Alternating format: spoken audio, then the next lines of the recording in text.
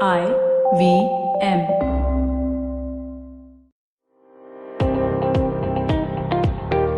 Welcome to All Things Policy, a daily podcast by the Takshashila Institution. We are a bunch of policy nerds based in Bengaluru, and we like bringing fresh perspectives to Indian affairs and Indian perspectives to global affairs. So grab a cup of coffee, sit back, and join us for today's chat. Hello and welcome to All Things Policy. A couple of weeks ago, Israel reopened most of its schools after the initial wave of lockdowns meant to deal with COVID-19. But surprise, surprise, COVID-19 wasn't really gone, it was just in hiding. And within the space of a few days, hundreds of new cases were reported in Israel, over 244 confirmed cases of COVID-19, and more than 6,800 students and teachers are now in home quarantine. As India is now preparing to lift restrictions on most of its economy, a lot of schools, a lot of states are coming out and saying that they intend to reopen schools as soon as possible. But that might not necessarily be the best idea. To understand precisely why that's not a good idea and what India can do meanwhile in order to make sure that its students can continue to be educated without facing the deadly health risks of COVID-19, I have with me Dr. Shambhavi Naik. Hi, Doc. Hey, Anirudh. Hello, everybody. So, Doc, you have a policy advisory coming out soon on what India should actually do in terms of reopening schools. But let's go from the very, very beginning, right? Why is it not a good idea to open schools right now? I mean, if you were to listen to the government, everything's really under control. There isn't really much to risk by sending your kids back to school. And even if there is, why would the government be pushing so hard for schools to reopen if infection is an actual risk at this point? Right. I think there are multiple angles to this whole opening school saga. One is the development of the child itself and the fact that the child needs social interactions. It's good for their mental health if they actually are part of a social group, and which going to school obviously gives them. And they have been in lockdown for a couple of months, and obviously there have been effects of that. Two, I think mental health of the parents. A lot of parents that I know of, like a lot of my friends have been saying that, oh, we really want our child to go and go to school for some time, and then we also get some me time. I think that is a really important point that we need to consider in the whole reopening school debates, because we take it lightly when we speak about it and we say that, oh, this parent shirking of duty, but it's not. Their mental health is important as well. The third point is obviously whether the schools can actually act as hotspots for the transmission of diseases, and that we see from the Israel example that they can, right? So there are 240 plus cases in school children and school employees. And obviously you have got school children in a particular geographical area coming from various places and going back to various apartment complexes or to various societies, which means that the disease can spread pretty rapidly. So that's the third point that we need to think about. And then fourth, I think major consultation now is about whether how it affects children, and this whole debate about asymptomatic transmission that the WHO has got itself involved with. So, we have known so far that children have been severely impacted as much as those over the age of 60 have been. So death rates are lower in children. But in some children, we did see these rare diseases, rather a rare form of the disease, which was fatal. So I think we're still trying to figure out.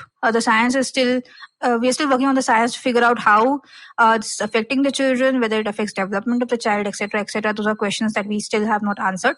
And B, the question is if they are not falling severely ill, but have an asymptomatic form of the disease, can they be transmitting it to the elders that are at home?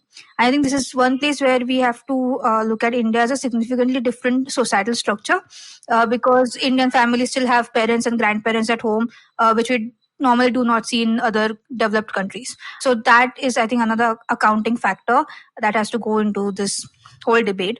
I think overall it is a little too early to be restarting schools, particularly with the monsoon coming, because we know that monsoon with it will bring a lot of diseases anyways. And we are looking at a fragile healthcare system which has been strained over the past 2 months, at least in pockets of the country. And it will have to deal with all of the other cases which are now going to come because of the monsoon. We've also had 2 hurricanes that have come, to one cyclone, one hurricane which has come, which will also likely to cause some sort of further strain on the healthcare system. So in the middle of all this, whether starting schools is just going to add to a whole lot of existing problems is actually, I think, what the decision is about. And I think it will. And I think if we have to start schools physically, we should at least stop till after the monsoon. And when do you think is a good time for schools to reopen? So I think schools can go back to reopening now, and with their current schedule, and very likely what we can do is use technology to supplement or substitute wherever physical interactions had to happen. So that would make sure that we have enough physical distancing happening for the kids, but they're not losing out in terms of learning goals for the year. And then I think after monsoon, if we can take a review of the number of cases that we have, not only of COVID-19, but everything else as well, that might come as part of monsoon, we should be able to then figure out whether we can go back to physical classes. I think the one thing we also have to remember is that, and we spoke about this, Anirudh, in other document as well, that there are likely going to be future waves of the disease. And it is going to be very likely that pockets of the country or at least certain wards might have to be shut down periodically if there is a cluster of cases. So I think schools and teachers and students have to be mentally prepared for the idea that they might have to undergo these periodic lockdowns. And so assuming that we are going to go back to a full physical calendar year, we'll just leave them ill-equipped to handle any future lockdowns. So that I think is something that they really have to be aware about and take the time now to prepare a virtual, a sort of virtual substitute for physical teaching. I think this really is where the governments really need to get their stuff together, right? Because you see so many conflicting messages coming out from the union government, from state governments. But what you're saying, Doc, is that it's not just at the level of the union and state governments that decisions need to be taken, but really at even more granular levels, like district levels, ward levels. That should be the unit of decision making for whether a school remains open or not, right? Right, because obviously the other thing we also have to think about is the kind of demands that we put on parents when we say that, hey, we should use technology, right? If we say like our current most popular mode of online teaching is through apps and mobiles and, you're streaming and then your teacher's coming on, right? You consider a village. So I come from this village called Vangani in Maharashtra. And some of the people who are neighbors, they'll have 4 kids. And so 4 different stand grades, right, that they are working at. And 1 mobile phone. So how do you actually then make sure that all 4 kids get equal attention and get to study what they need to study? So then there's a resource demand on that. And I think any move to a technology dependent education delivery system is going to disproportionately impact those with lower economic standards. It's a trade-off we'll have to make. We'll have to figure out how to do that. Which is why I think if you are in a village like Bangadi and you have no cases around you, you have not had any cases in the past 2 months, and your local school wants to restart, I don't see why not. As long as there are no visitors coming out, the kids are not going somewhere else, but they're going to school and back, right? Because they have been in that social bubble for the past 2 months. And the assumption is that since there have been absolutely no cases out of that region, it would mean that they are all safe. So, and that I think this concept of the social bubble is something that we've talked about previously, right, Doc? So the whole idea being that if you're consistently meeting the same set of people and you aren't meeting anybody beyond that set of people, then it should be safe for you to otherwise step out, provided that you're not meeting new people who could be carriers of a disease, right, potentially. And that exactly is why opening up schools in places where there's even the slightest risk that kids might come into contact with people who might have the diseases is so dangerous, because potentially they're spreading it into their existing social bubble. And if social distancing isn't being followed within their family, if their family is going out and meeting more people, every single child could potentially become a super spreader, and that's extremely dangerous. But I also want to ask, right, so this concept of the social bubble has really worked very well in New Zealand. New Zealand had this idea where younger kids who actually might need to have a little bit of supervision, who can't be left at home, right? Who should be allowed to go to school. Whereas older kids who don't need parental supervision can be left at home while their parents potentially go out and work, stuff like that. How could this potentially work in Indian context? Right. So I think what New Zealand did was very beautiful. Obviously, we cannot compare what New Zealand did with what we are doing because of obvious constraints of population and governance and funding and all of that.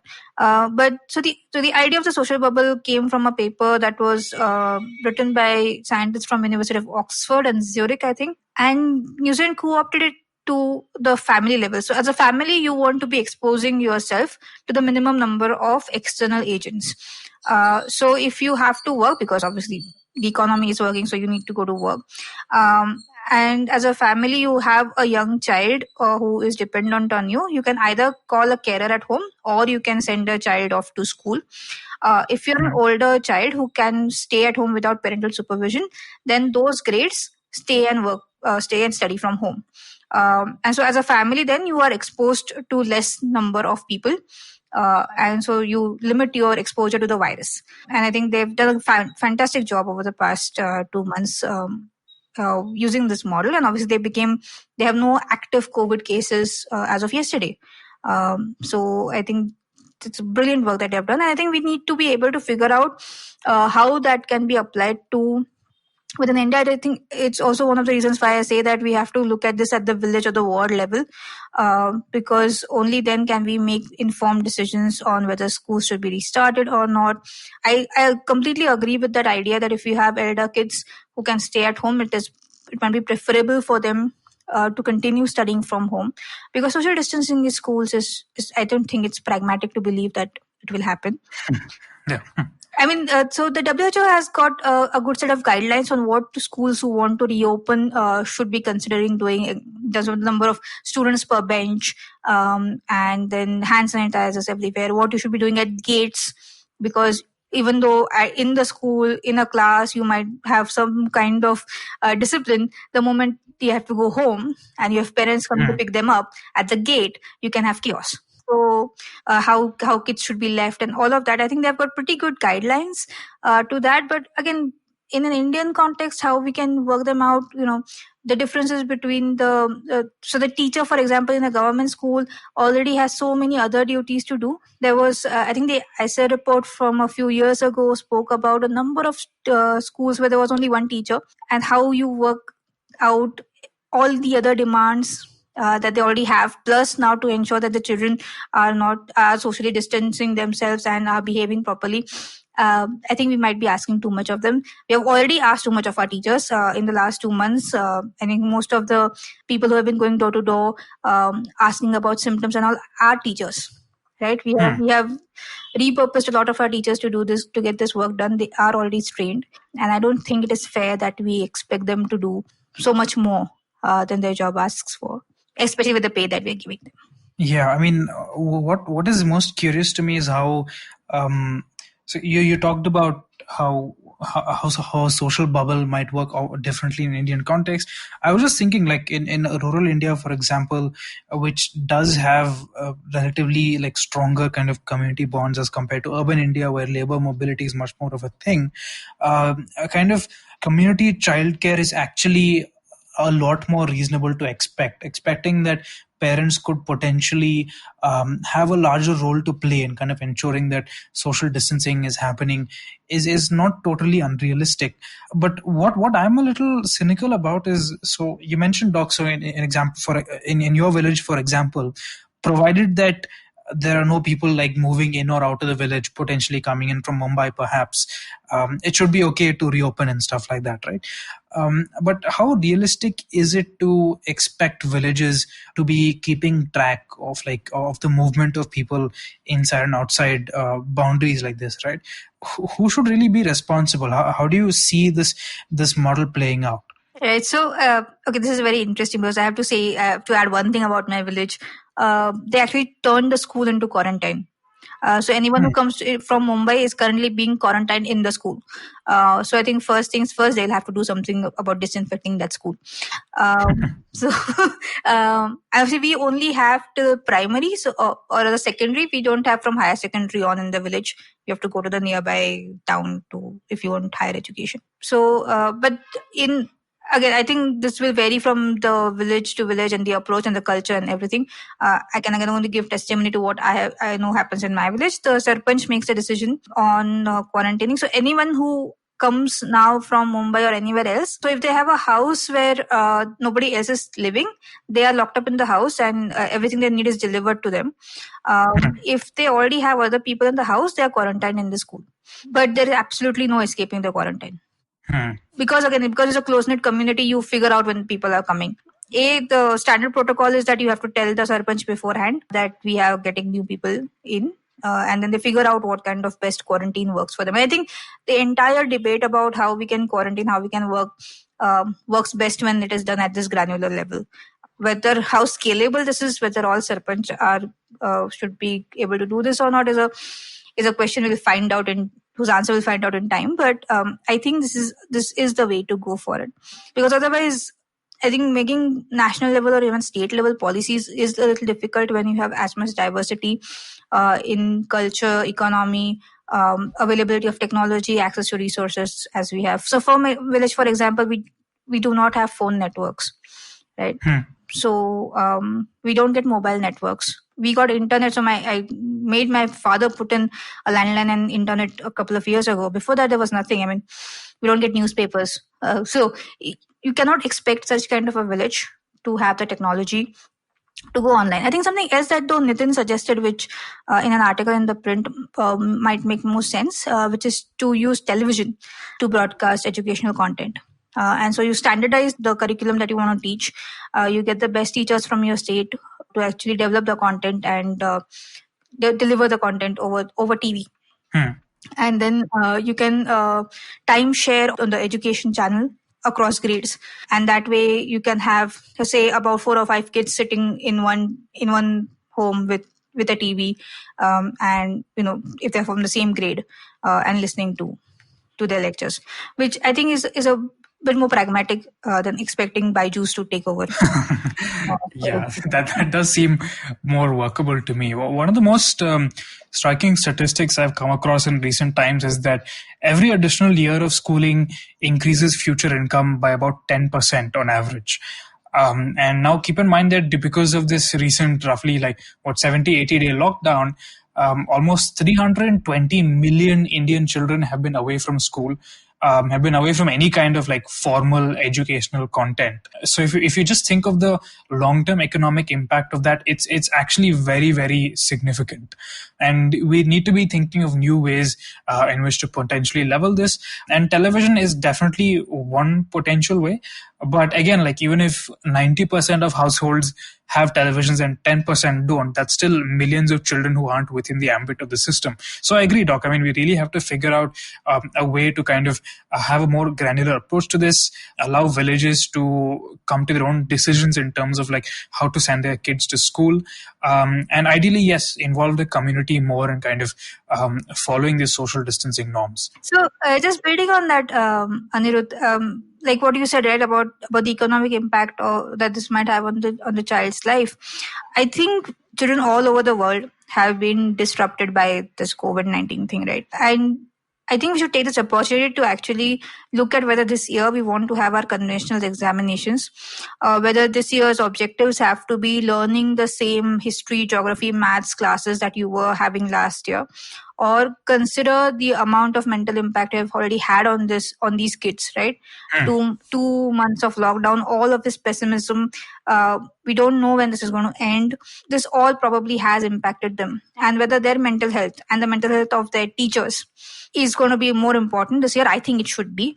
And whether we should try and reconfigure our examinations, at least for this 1 year, to make sure that they are back into the system and they feel at ease, right? There are kids out there who might have not had so much television exposure or might not have so much mobile exposure, who are suddenly going to be spending all of this time online.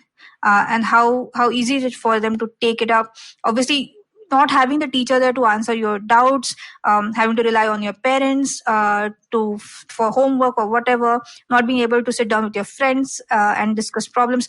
All of these things are going to be really critical in their development. And I think for this 1 year, we really, really need to reconsider how we examine the growth of these kids. Yeah, and I think this is really a great opportunity to rethink the way we assess their development, right? Because clearly having these massive examinations where kids come into these gigantic exam halls and sit down for hours doing exams, it was already antiquated even before COVID. A lot of Indian syllabi were already antiquated. Indian pedagogy methods were already antiquated. This is really a good opportunity to rethink and set all of these on a firmer footing. And it remains to be seen whether we'll actually do that, of course. Yeah, and I think parents also need to be a little more responsible when it comes to sending their child to school. I think a lot of, so I was reading about this survey on Parent Circle, which is a parenting platform, where 92% people said that they did not want to send their children to school, even if it started, I think, within a month of the unlockdown. And then there was someone pointed me to a change.org petition for not restarting school for this entire academic year. I can understand where a parent might come from when making that decision. I'm not a parent myself, but still, I think I can understand where that fear comes from, right? Of exposing your child and your family to a virus. Yeah. But this is more than the education of a single child. It is the education of many, many children that are the future of India. And I think we have to always be accountable to the fact that there is going to be a certain section of our society which is on whom this is going to come down really, really hard. Yeah, that's what really concerns me, is that, for example, a daily wage laborer who relies on a school for childcare, and whose children rely on school to basically be a gateway to better opportunities, to better education, to potentially pulling their families out of poverty. India does have a responsibility towards all these other millions as well. And just because they're not able to be present on change.org doesn't mean that their interests should not be considered when coming up with a policy to determine how kids are educated in this country. Right. Exactly. I think this year is a really good opportunity for us to review how we treat our children, what do we expect from them, and if we have even a single child who feels that they have failed because of all of this mess that has been going around them, I think it's a failure for the system. That's already begun to happen. I heard a really tragic story of a young girl in Kerala who took her life because she was concerned that she wouldn't be able to watch classes on television because her family didn't own a television. So yeah, this is precisely what I'm really, really afraid about, is that we don't want to dig ourselves into that hole. Yeah. So actually, speaking of online education, while if you're listening to All Things Policy and you have some ideas on how you could potentially contribute to India's development and the advancement of India's national interests in this time of crisis, then Doc might have something that interests you. Right. So as you guys know, Takshashila has been running graduate certificate courses for a few years now. We are very delighted that we're launching a new course, a GCPP in biotech policy, where you spend time learning about the basics of economics, public policy, and then specific case studies from areas of public health, healthcare, and biotechnology. You do not need to have a background in biotechnology to take the course, but it is basically to introduce to you the complexities of the public health system in India and how we can actually form better policies. The course starts on 27th of June 2020. The final application deadline is on 20th of June 2020. If you have any questions, feel free to write to me at shambhavi@takshashila.org.in. All details are available on our website. So please do check it out. Thank you. The country is really going to need a lot of bright young people to be working on this kind of thing to pull us out of the policy morass that we find ourselves in. But on that optimistic note, thank you so much for listening to All Things Policy, and thank you, Doc, for joining us. Thanks, Anirudh. If you liked our show, don't forget to check out other interesting podcasts on the IVM network. You can tune into them on the IVM Podcast app, ivmpodcast.com, or wherever you listen to your podcasts. You can also follow IVM on social media. The handle is @IVM Podcasts on Twitter, Facebook, and Instagram. And hey, if you'd like to dive into Takshashila's research on technology, strategy, and economic affairs, check us out at our Twitter handle at TakshashilaINST or our website takshashila.org.in. I hope you enjoyed that show. We'd like to thank our sponsors this week, Paytm Money. It really has been a great week this week. We've had two of our first international cricketers show up, people who have played for their respective sides. We had W.V. Raman come on Edges and Sledges, the cricket podcast. If you haven't heard that, you should be listening to that if you enjoy cricket. It's really one of the best out there. And you should also definitely check out Monty Panesar, who showed up on Cyrus Says. That was another really interesting conversation that occurred. If you haven't been listening to a few of our shorter shows, please do that as well. Ashish Vidyarthi has been doing a great job for us. We got 30 episodes now on Begin the Journey. I think you really enjoyed that show. If you haven't listened to it, it helps you with understanding what's going on in this tough time and how to deal with it from a mental health perspective. We've also had some really fun stuff come up on the Smile India show. Shifa's been doing a lot of really good stories over there. Things would just make you happy, so definitely do check that out. And on the more serious side, make sure that you're checking out our regular shows like the Pragati podcast, All Things Policy. They're definitely going to keep you up to date on what's going on in this COVID world. And thanks for listening, and we hope to catch you again next week. Hi, my name is Anupam Gupta. I'm B50 on Twitter. I am the host of Paisa Vaisa, the show that talks money. On my show, I speak to experts from every field of money and finance, from stock markets, equities, debt funds, credit cards, life insurance, every possible area of money and finance that you can think of. We even did an episode on cryptocurrency. I've got fantastic guests from mutual funds to personal finance experts everywhere. Robo-advisory, startups, just name it, we've got it. At Paisa Vaisa, we help you make smart decisions about money. You work hard for money. Now make your money work hard for you. New episodes out every Monday, and you can listen to my show on the IVM Podcast app or any other podcasting app that you have.